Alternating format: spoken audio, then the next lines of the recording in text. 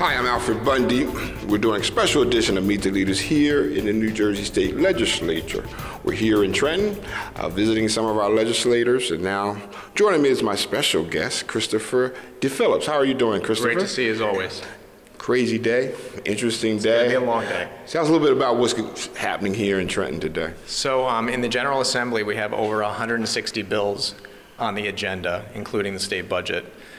So it's going to be a long day. I think it's going to be a difficult day in terms of getting through the agenda, but I think the leadership in both the Assembly and the Senate is trying to get our agenda done and to the governor, and we'll see what happens next week.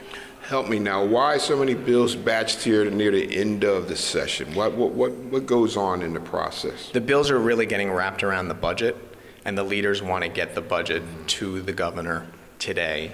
And then the governor is going to do what he's going to do. He's either going to veto the budget, he's going to line item veto it, or he's going to sign it. So I think our leaders here in the Assembly and the Senate are sending a signal to the governor that we're done at the end of today.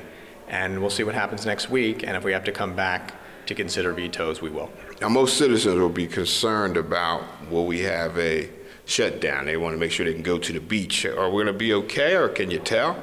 It's a little hard to tell at this point. I would be shocked if the governor absolute vetoed the budget. He may take his pen out and do some line items, but there is some time between now and July 1st to see that process through.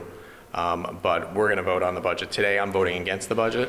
I have serious concerns about the budget, the legislative budget as well as the governor's budget, but I expect that the votes are there for it to pass, and it'll be sent to the governor. Now, give me your short version of why you are appealing or voting against the budget. I have concerns about the budget from a spending standpoint, that the legislative budget and the governor's budget has excessive spending. It's increased by almost 4% over last year's budget. Remember, last year, the governor proposed a budget with an 8% increase over the prior year. So if you look back at the last 2 years, you're talking about a 12% increase in state spending. To me, that's completely unacceptable. Now, he's been pushing hard for this millionaire's tax. He has commercials, he has signs out everywhere. Good idea, bad idea, and bad idea. It's not going to be in the plan, is it? It will not be in the legislative budget before us today, and I think that's a good thing. I'm happy it's not in there, but I still have concerns about the overall spending levels, the increases in spending, and the failure really to curtail programs that are not working, or to take a look at programs that aren't working. What I hear from my constituents is you need to start thinking about spending cuts, you need to start thinking about tax cuts. You know, Trenton is addicted to taxes and spending. So the governor continues to propose tax increases. Maybe there's less tax increases in the legislature's budget today than what the governor wanted, but the spending is still too high, and I can't support the budget. A couple quick issues. One, people are still worried about transit, New Jersey Transit. Is there dollars in there to fix it, make it run smooth? I know it's going to take some time, but are we making progress? Yes, and it's not all just about money. I think the budget before us today has some increased spending for New Jersey Transit, and that's good, that's important, and that should be there. But it's about a culture of service to the passengers that needs to improve. So I think the legislature continues to have oversight over New Jersey Transit, is taking a close look at the way it operates or doesn't operate. So I support efforts to increase funding there, but also to ensure that the leadership is in place there to make sure that the traveling public is heard with respect to their complaints. Having a lot of problems still going on with addiction, opioid. You know, people are dying. It's just a crisis here in New Jersey. Anything in there to the budget to help this problem? Yes, there's funding in the budget. There's a focus in the budget on ending the crisis. The crisis is so complicated. It affects all of us in our districts, in the towns that we serve. Virtually every week I hear about a tragedy either in my district or in neighboring districts.